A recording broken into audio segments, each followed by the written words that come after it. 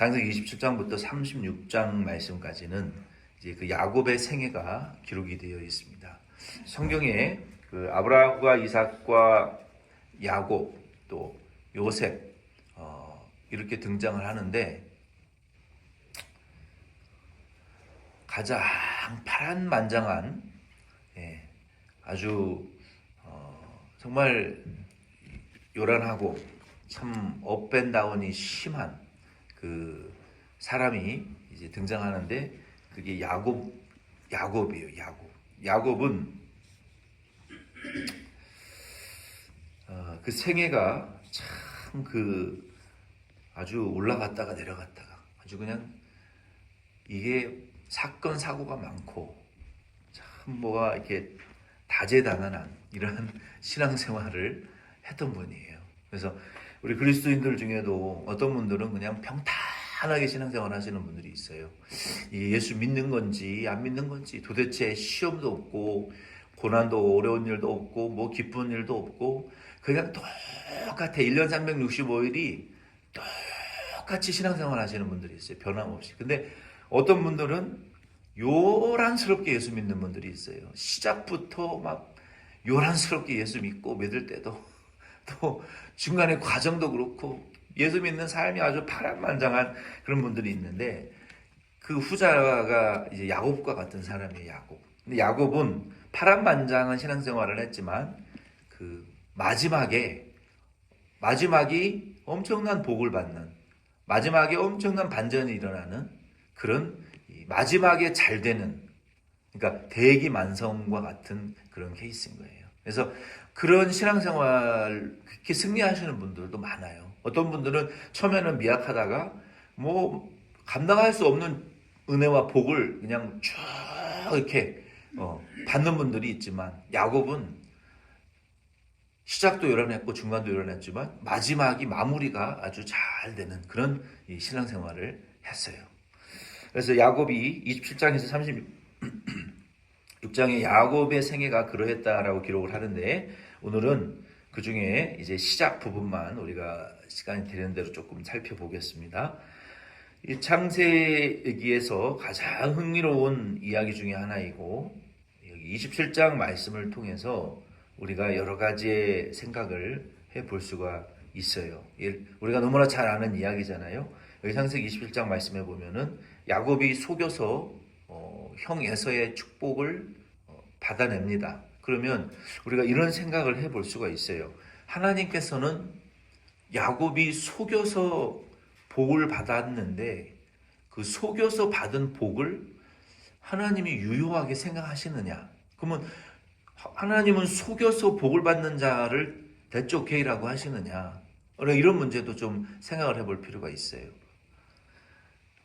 창세기 27장 1절로 먼저 4절 말씀 같이 읽겠습니다. 시작.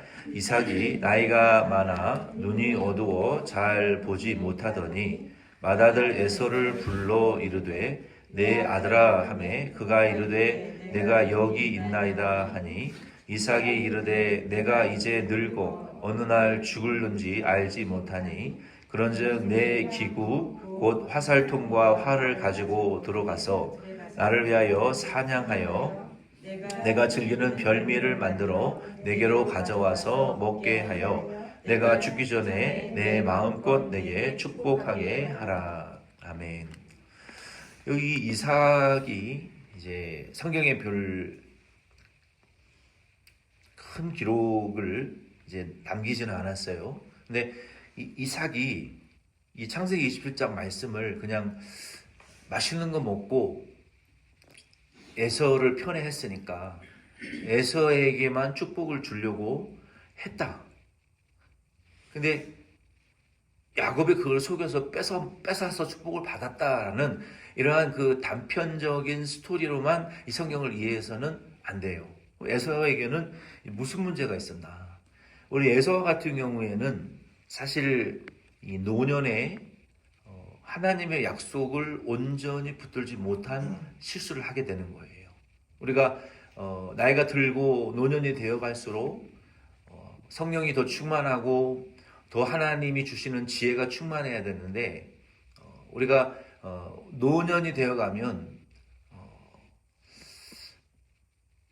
이 이삭은 그렇지를 못했던 것 같아요. 오히려 노년이 되어서 하나님의 약속의 중심에 선 사람이 되지 못하고 그냥 인간적인 이삭으로 믿음이 좀 후퇴했던 것 같아요.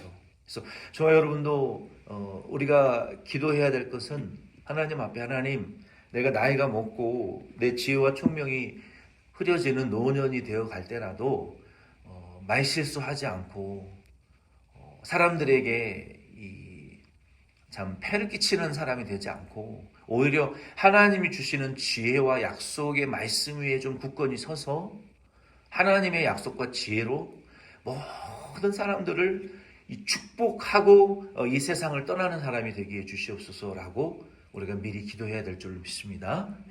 우리가 노년이 되어 갈수록 세상 말로는 어린아이가 되어간다라고 말을 해요. 이 어린아이들은 말 그대로 어린아이죠. 어린아이가 여전히 부모에게 의지해야 되고 다른 사람의 도움을 받아서 살아가야 되는 그런 존재들이잖아요. 어린아이들은 그 지혜가 약하고 어리석고. 근데 이삭이 노년이 되었을 때 하나님의 약속을 좀 더 온전히 붙들었었다면 이 창세기 27장의 야곱의 스토리는 기록되어지지 않았을 거예요. 근데 그렇게 하신 것도 하나님의 목적이 있죠. 이삭이 노년에 그냥 전통대로 큰아들이니까 에서와 야곱이 큰아들이지만 쌍둥이거든요. 야곱은 나올 때 에서보다 먼저 나가려고 쌈박질을 뱃속에서부터 태동을 심하게 했고 싸웠고, 그리고 나올 때 얼마나 억울했으면 그 영아가, 어린아이가 태어났을 때 형의 발목을 잡고 따라 나오는 거예요. 그러니까 동시에 태어난 거나 마찬가지인데 먼저 나왔다고 해서 에서가 형이 되었거든요. 근데 이삭은 그냥 전통으로 큰아들이니까 한국의 그 장자 선호사상과 같이, 남아 선호사상과 같이 그거를 못 버렸던 거예요, 이삭이. 그게 한국의 그러한 남아 선호사상, 남아 선호사상, 장자 선호사상, 큰아들에게 모든 것을 올인하는 아주 못된 이 한국의 문화, 전통, 이게 예수 믿는 분들도 깨져야 돼요, 한국 사람들도. 지금까지도 깨지지가 않아요, 지금까지도. 이 이삭이 믿음에서 떠나고 하나님의 약속에서 좀 흐려지기 시작하니까 그냥 자연인과 그 본능으로 노년에 이제 돌아가 버리고 말았던 거예요. 그래서 이것이 문제다. 우리의 삶에 이 가족 간에 일어나는 이러한 갈등과 가족 안에 일어나는 이러한 문제들이 결국은 그 한국인이라는 역사와 전통을 그냥 따라서 살아가다 보면 그 문제가 일어날 수밖에 없어요. 그러나 우리는, 그리스도인들은 하나님 중심, 말씀 중심, 성경 중심, 언약 중심으로 여러분의 가정도 꾸려 나가시고, 여러분 우리 노년에 이르르신 부모님들도 자녀들을 축복하고 자녀들에게 무엇인가를 주실 때 이게 차별 없이 균등하게 똑같이 합리적으로 이성적으로 공정하게 자녀들을 여러분 사랑하실 수 있는 저 여러분 되기를 바랍니다. 그렇게 되지 않으면 자녀들에게 엄청난 상처를 주는 거예요. 엄청난 상처를. 그리고 그 상처가 내 자녀와 자녀에게 그대로 대물림된다. 아니, 뭐하러 좋은 것을 대물림시키지 못할지언정 왜 그 나쁜 것을 대물림시키냔 말이에요. 나는 부모같이 살기 싫다고 하지만 우리는 부모에게 배운 대로 내 자식들에게 하는 거예요. 그거 어쩔 수가 없어요. 그래서 우리는 좋은 것을 물려주셔야 돼요, 자녀들에게. 아멘이십니까? 좋은 것만 물려주시려고 노력하셔야 돼요. 그래서 이삭은 하나님의 약속을 노년에 온전히 붙잡지를 못했더라. 왜 붙잡지 못했습니까? 창세기 25장 23절 말씀에 보면은 하나님이 분명히 이삭에게 큰 자는 어린 자를 섬기리라 라고 말씀하셨잖아요. 에서가 야곱을 섬길 것이다 라고 말씀하셨어요. 그러면 하나님의 축복이 두 아들 중에 에서가 큰아들이지만 에서에게 간 것이 아니라 하나님의 예정이 야곱에게 있구나. 그 예정은 뭡니까?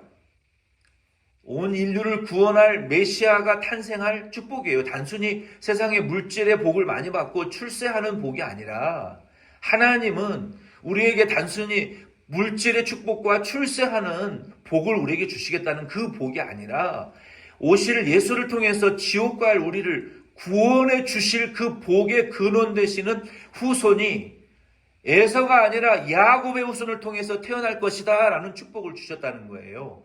그 축복을 어린 야곱에게 하나님 주셨다는 거예요. 그럼 왜 큰아들에게 안 주시고 야곱에게 주셨습니까? 그거는 창조주 하나님의 마음이죠.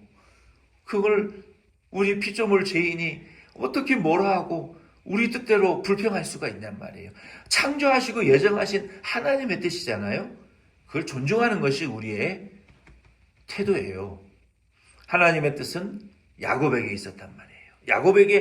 야곱의 자손을 통해서 메시아가 탄생할 축복을, 온 인류를 구원할 축복을, 지옥 갈 우리를 구원할 축복을 주시기로 약속하셨는데 이삭이 노년에 하나님의 약속의 말씀을, 창세기 25장 23절의 말씀을 에서 큰 자가 어린 자 야곱을 섬기게 될 것이다 라는 그 약속을 잊어버리고 그냥 전통대로 큰아들이니까 첫째니까 모든 축복을 받아라 이렇게 이 본능적이고 인간적인 마음으로 돌아서버렸기 때문에 가정의 갈등과 이 문제들이 하나님의 약속에 서지 않은 노년의 이삭을 통해서 일어나게 되었다라고 성경은 말하고 있는 거예요. 그리고 일반적으로 족장들이 자녀들을 축복할 때에는 모든 자녀를 한 자리에 불러 모았어요. 모든 자녀를 한 자리에 불러 모아놓고 하나님의 뜻대로 이 축복했어요. 근데 지금 이삭은 에서만 따로 몰래 불러가지고 야, 내가 너에게 축복할 테니 내가 좋아하는 그 고기를 양고기를 염소고기를 잡아가지고 나에게 대접을 해라. 그럼 내가 너에게 축복을 하겠다. 이게 좀 잘못된 거예요. 일반적인 유대인의 전통을 따르지 않은 거예요. 족장들의 전통을 따르지가 않은 거예요. 그리고 에서 역시 문제가 있었어요. 창세기 24장 3절 말씀에 보면은 본문 23절 말씀에도 보면은 아브라함은 이방 여자와의 결혼을 금지했어요. 근데 에서는 아내가 2명이었거든요. 와이프가 2이었어요. 근데 둘 다 자신들의 혈통이 아닌 이방 여자, 헷 족속과 또 가나안 족속의 여자와 결혼을 했어요. 아브라함이 금지한 것을 지키지 않았어요. 그러니까 에서의 태도는 항상 하나님의 약속과는 좀 거리가 먼 태도였어요. 그 약속 안에 머물지는 않고 또 조상들의 말을 순종하지 않고 하나님의 명령을 어떻게 하면 거부하고 이 반대하는 입장에 항상 서 있던 사람이 에서였어요. 그러니까 하나님께서 예정대로 야곱을 축복하기로 예정하셨고 그의 행위 또한 축복을 받을 만한 그러한 그릇이 되지를 못했던 거예요. 그래서 하나님께서는 야곱을 향한 뜻이 있었음에도 불구하고 이 이삭이 노년에 그 약속 중심으로 서지 못한 큰 실수를 했다는 거예요. 오늘 저와 여러분도 우리가 이제 부모의 자리 또 다른 자녀들을 축복하는 자리에 우리가 서는 나이가 되게 되면 저와 여러분도 하나님의 약속에 더 중심에 서셔서 우리가 이 세상을 떠나고 주님의 이제 낙원에 들어가기 직전에는 우리는 자녀들을 향하여 하나님이 우리에게 주신 축복권으로 자녀들을 다 한 자리에 불러 모아놓고 자녀들을 우리 예수 그리스도의 이름으로 용서도 구하고 축복하고 우리 천국에서 다시 만나자라고 복을 빌고 끝까지 하나님의 약속에서 떨어지지 않는 그러한 이 노년을 여러분 살 수 있도록 미리미리 기도하시고 복을 비실 수 있는 저와 여러분 꼭 될 수 있기를 부탁드립니다. 주기도문으로 예배 마치겠습니다.